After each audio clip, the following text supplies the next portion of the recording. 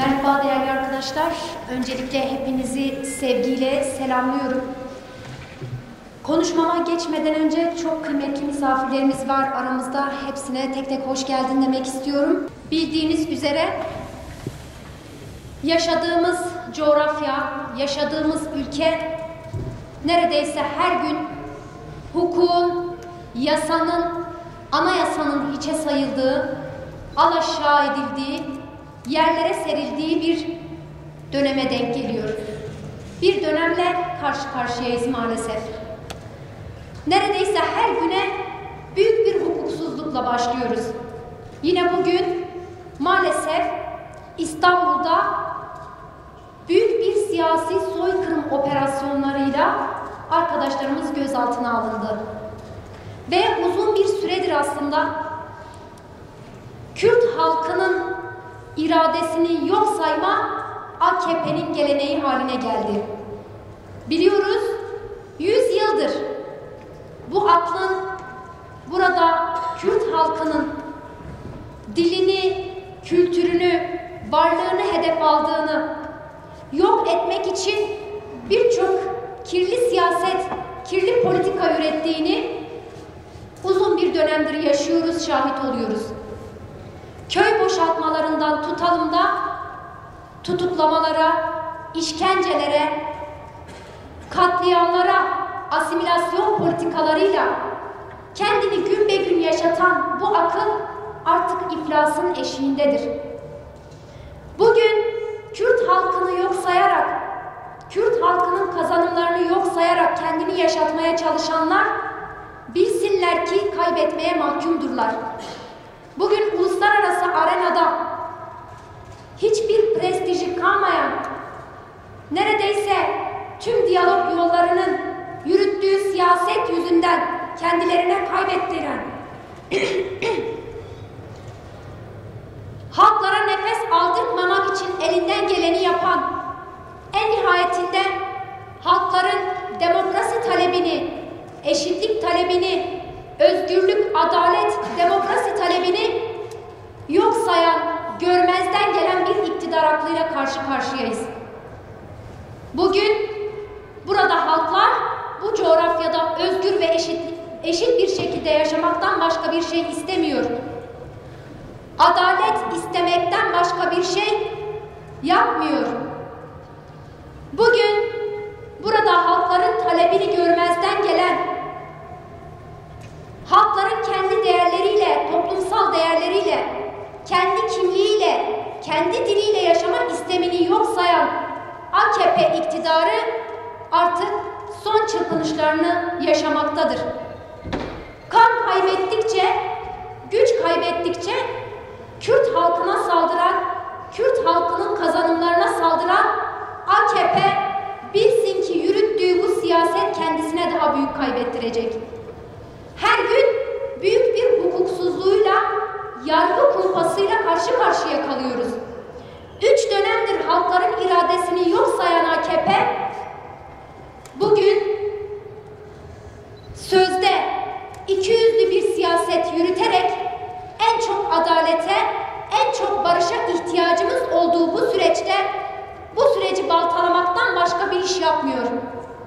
AKP'nin bu siyaseti çok yakın bir süreçte hepimizin çağrıyı beklediği, çözüm süreci için çağrıyı beklediği bu süreçte Kürt halkının iradesini yok sayarak çözüm sürecini, barış sürecini baltalamaktadır. Biz soruyoruz AKP'ye, iradesini yok saydığınız bir halkla barışamazsınız. İradesini her gün gasp etmeye çalıştığınız bir halkla nasıl barışacaksınız? Sizin atadığınız kayyımlar bu kentlerde büyük tahribatlar yarattı. Bu halk sizin kayyımlarınızı yolsuzluklarıyla tanıyor. Bu halk sizin kayyımlarınızı hırsızlıklarıyla tanıyor. Dönün bakın, hırsızlık, yolsuzluk, talan, yıkım siyaseti üzerinden iş yürüten kayyımlarınız size bu kentlerde büyük kaybettirdi. Sizleri bu kentlerde tabela partisi haline getirdi. Siz bir halkın dilini yok sayarsanız bu halk arkasına dönüp size sorar. Siz bu halkın dilini, kimliğini yok sayarsanız bu halk size hesabını sorar. Sizi sandığa gömer. Tıpkı Van'da 14'te 14 yaptığı gibi. Tıpkı Van'da sizi tabela partisi yaptığı gibi. Burada her 13 ilçemizde ve Büyükşehir Belediye'miz dahil olmak üzere eş başkanlarını seçerek oylarını DEM Parti'den yana kullanarak irade beyanında bulunmuşlardır. Eğer ki sizin kayyum siyasetinizden razı olsaydı, memnun olsaydı AKP'ye oylarını verirlerdi. Ama bu halk sizi sandığa gömmeyi bildi. Sizler de biliyorsunuz, aslında bütün dünyada şahit, Van onurlu bir halka sahip. Van halkı her zaman onuruna, haysiyetine, şerefine sahip çıkmış bir halktır. Her koşulda partisinin etrafında kenetlenmeyi bilmiştir. Her defasında iradesine sahip çıkmayı öncelemiştir. Bugün 31 Mart'ta gördüğümüz gibi yine iradesine sahip çıkıyor. 31 Mart'taki başarı, 14'te 14'ün başarısı, bütün kirli oyunlarınıza rağmen, bütün kirli politikalarınıza rağmen, mazbata gaspı girişiminize rağmen en büyük cevabı sizlere vermiştir. Ancak şunu ifade etmek gerekiyor. Van'ı yeniden Van halkının iradesine teslim eden toplumsal dayanışma olmuştur. Bugün aramızda sivil toplum kuruluşları var. Sivil toplum kuruluşları temsilcileri var. Nasıl ki dün mazbata gaspı girişiminde bütün siyasi parti temsilcileri bize yakın olsun olmasın, mesafeli olsun olmasın, bütün sivil toplum kuruluşları, meslek odaları, kentin dinamikleri nasıl ki sesini yükselttiyse, eşitlikten, adaletten, hukuktan yana tavır aldıysa, o zaman Van halkının başarısı toplumsal dayanışma sonucu yeniden tecelli etmiş oldu. Bugün yine buna ihtiyacımız var. Bugün halkların iradesine sahip çıkmak için yeniden toplumsal dayanışmayı büyütmek gerekiyor. Her kesimin adalete, demokrasiye, hakka, hukuka, vicdana, toplumsal vicdana sahip çıkması gerekiyor. Bu yargı kumpaslarıyla halkın iradesinin gasp edilmesine izin vermememiz gerekiyor. Van halkı, Van halkları, Türkiye halkları buna izin vermeyecek. AKP'nin siyaseti artık bu yargıyı teslim almasına izin vermememiz gerekiyor. Yargıçların, hakimlerin, mahkeme heyetlerinin artık buna sesini çıkartması gerekiyor. Yargıyı siyasi iktidarın emrinden çıkartmamız gerekiyor ki toplumsal adaleti sağlayabilelim. Buradan bir çift sözle AKP grubuna söylemek istiyoruz. Kendileri ilk mecliste şunu ifade etmişlerdi. Kayyum siyaseti AKP iktidarının uyguladığı bir siyaset değil, devletin uyguladığı bir uygulamadır demişlerdi. Bugün Van halkının iradesine gasp girişimi sizin iradenize de gasp girişimidir. Sizin iradenizin de gasp edilmesi demektir. Sizin de bu mecliste söz kurmamanız demektir. Demek ki kayyum siyaseti AKP iktidarının siyasetidir ki siz bugün buraya gelme cesaretinde bulunamadınız. Burada yerinizi alıp sözünüzü kuramadınız.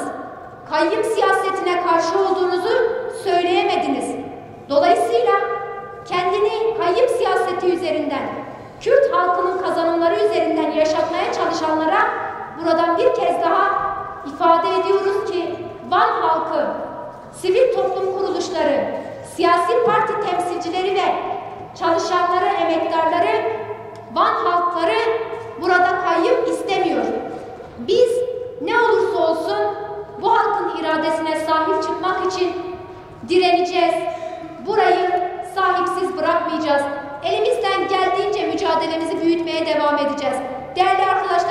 sevgili eş başkanımız Abdullah Zeydan'ın da sizlere çok çok selamı vardı.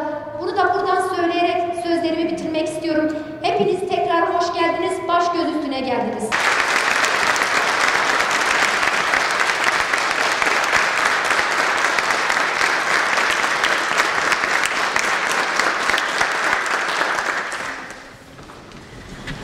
Dava dosyasında bilirkişi raporları ortada olmasına rağmen, yani Sayın Eş Başkanımızın beraat edeceğinin bir hukukçu gözüyle dosyayı değerlendirdiğimizde kesin olmasına rağmen yine tıpkı mazbata olaylarındaki gibi, tıpkı diğer kayyum atanan halkın iradesi çalınan kentlerimizdeki eş başkanlarımızın dava dosyalarındaki hukuksuz cezalar gibi bugün de yine bir hukuksuzluk örneğiyle karşı karşıya kaldık.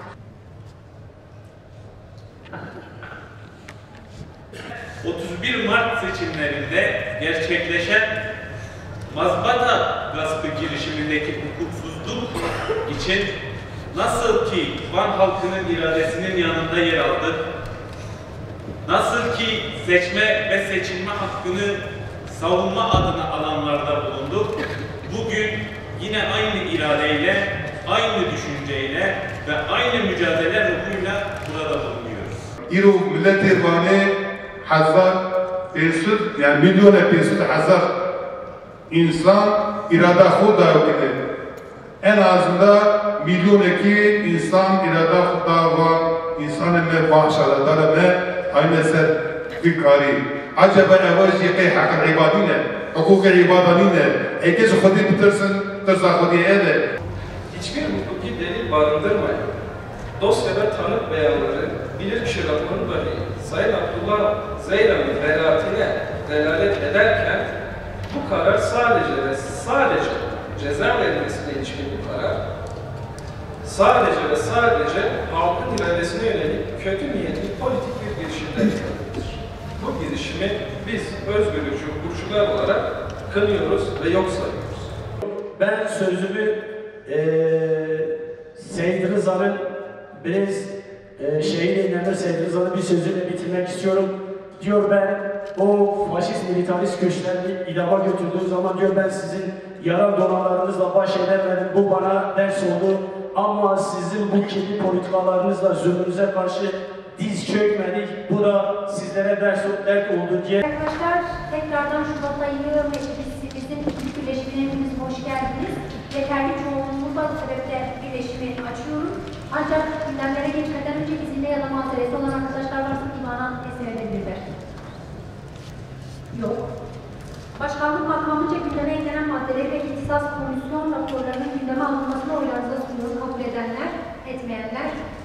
Katılımcıların kullanmış olduğu oylar sonucu oy birliğiyle kabul edilmiştir. Kültür ve Sosyal İşleri Daire Başkanlığı'na bağlı Dil Geliştirme ve Koruma Şube Müdürlüğü'nün kurulması talebini oylarınıza sunuyorum. Kabul edenler, etmeyenler oy birliğiyle kabul edilmiştir. Değerli arkadaşlar, bugünkü gündemlerimizi bitirdik.